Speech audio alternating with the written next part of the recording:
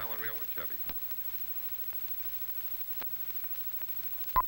Hey everyone, welcome to I Just Watched. It's your boy Joseph, and we're talking Pinocchio, the live-action rendition, straight to Disney+. Before we get into it, I gotta hit you with the usual. Just hopefully you like this enough to smash that like button. Don't forget to subscribe, hit the little bell to get notified. That being said, I'm jumping forward. I mean, technically, spoiler warning, but it's, you know, there's some different shit here, so spoiler warning, so just to be safe. I feel like the movie started off actually really good. I was getting into it. It started, you know, Jiminy floating down, giving us the classic Wish Upon a Star song. It made me like immediately think and connect to the original animated movie. And right off the back, like, you know, Jiminy's initial story of getting into Geppetto's house and warming up and then seeing his interaction with Figaro, Cleo, Pinocchio and all that was really good. I thought they captured Jiminy really well. I thought like it was going off really well. I was like digging it. And they started adding elements to the story that I don't. All I know from the books this is based off is that, of course, they're darker and Pinocchio dies at the end of that. If they were including anything from those here, I do not know. As far as I know, Disney movie, Disney Pinocchio, Disney Pinocchio. You know what I'm saying? That didn't come out as smooth as it needed to, but whatever. The reason I said this is because here they show Geppetto's son, like actual picture of him, and the way he's talking about his son and his wife is that they're dead. In the original animated one, there's never a reference to that. I never thought of him having a family outside of Pinocchio, Figaro, and Cleo. So in this one, when they mentioned that, I was like, oh, okay, you know, this is it's a sad but a deep addition to it. I kind of liked it. I was like, okay, you know, pobrecito. Like, now it makes more sense that he makes him, and it's not a replacement, but it's something to, you know, a distraction. And it explains why he holds on to all the toys and the cuckoo clocks and you know, the way he behaves with the cat and the fish. Also, I like the little addition that they added to Jiminy, which is super small, but like when he hopped, you hear the little chirps. It was neat. Like, it was super small, but I actually really enjoyed that. So we're still in the beginning. We get Jiminy, who's doing a bunch of fourth wall breaks throughout the whole movie, and I actually really enjoyed it.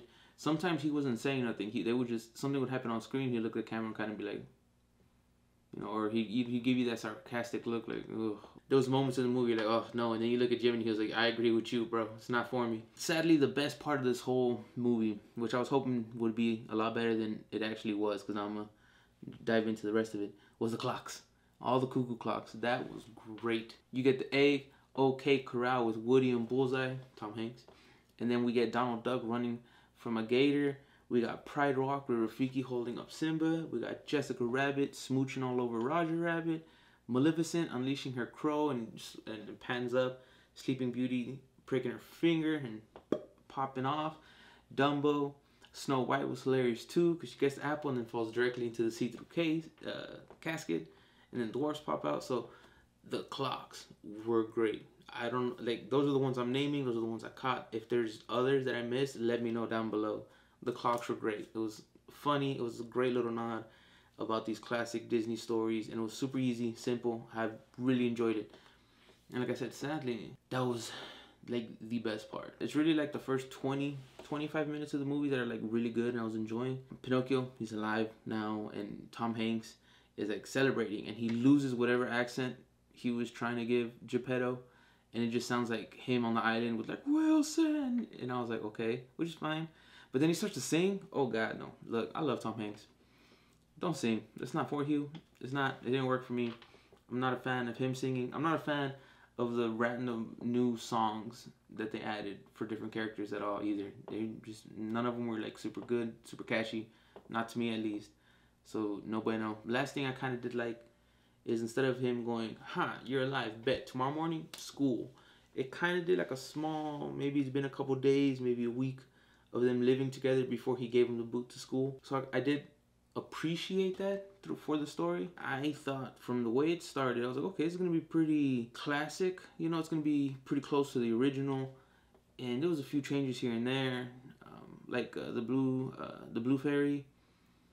Her part was pretty spot on. There's a lot of original dialogue, which was fine with me. Those aren't the issues. The issues is when they start doing some weird, drastic changes when it comes to like Stromboli.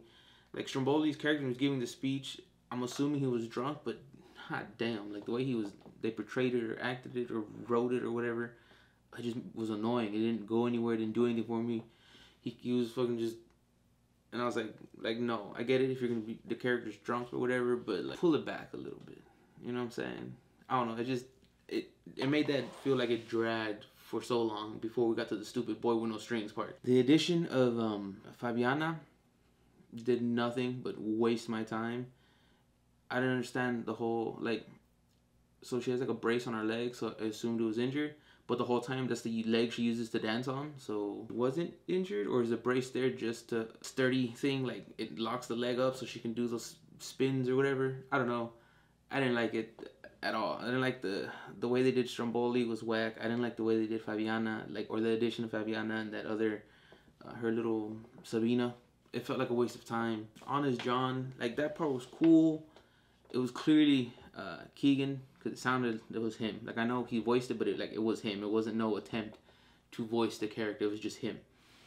And it wasn't bad, and that was pretty, like, classic through and through. After the whole Stromboli situation, we start, you know, okay, we're gonna go to the coachman, who's like this evil demon dude in the original, because I remember his face changes and whatnot. And they totally skipped the scene between Honest John and him. Homeboy just gets scooped in by Lampy, or whatever his name is. It was Luke Evans as the coachman, which, I mean, I like Luke Evans, but I didn't like him here.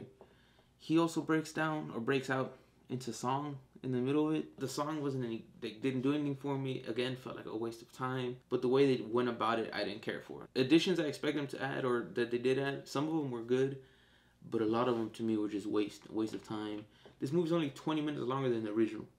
It felt way longer than that. It was harder to watch. This felt like such a lazy, lackluster way of getting them to Pleasure Island. Just scooping them up, throwing them in there, stopping for the song. Instead of the song, I would have preferred that creepy ass scene. Also, I was curious how they were going to do the whole Pleasure Island thing with the beer and the cigars.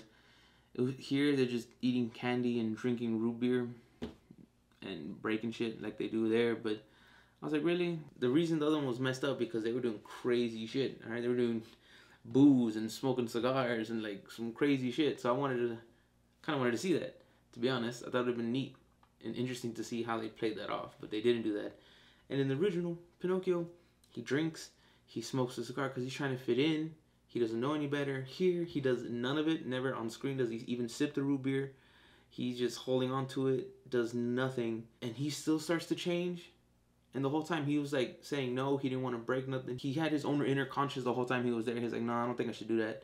I don't think my dad would be cool with that. I probably shouldn't do that. Ooh, I don't like that. He did all that in this movie. So I was like, okay, then why is he's not making an ass out of himself. So why is he turning? I didn't understand that. And then the CG got really bad at that once they got to Pleasure Island. But so they're on a little boat, and Luke Evans keeps popping up next to him, and the thing's open and he's sliding. The CG, again, basura. But I appreciate the fact that they try to make Luke Evans' character look more evilish. They started to change color, make him look kind of like that devilish character. But at this point, I think it was already too late to come back from anything. I also did like smoke demons, because I remember in the original, they were just like these all black shadows with yellow eyes. Here, they make them these actual smoke demons. I thought that was great. That was really cool. So there's like aspects that I really liked, but it just didn't go anywhere. Finally, we're getting to Monstro, the giant sperm whale, the evil last villain of the situation. And then we have this stop where Fabiana shows up again, and he has his last goodbye with her and Sabina. And I was like, why? Like, whack. And then he's water skiing and finds Geppetto in the ocean before he gets swallowed. And I was like, one of the things I wanted to see too was the walk underwater. I wanted to see him and Jiminy do the walk underwater just to see the life underneath and stuff like that. I was looking forward to that. So the fact that he just jet skied, and then he sees Geppetto, and then just exposition the whole movie. We just watched the Geppetto, everything. Last second they both get swallowed.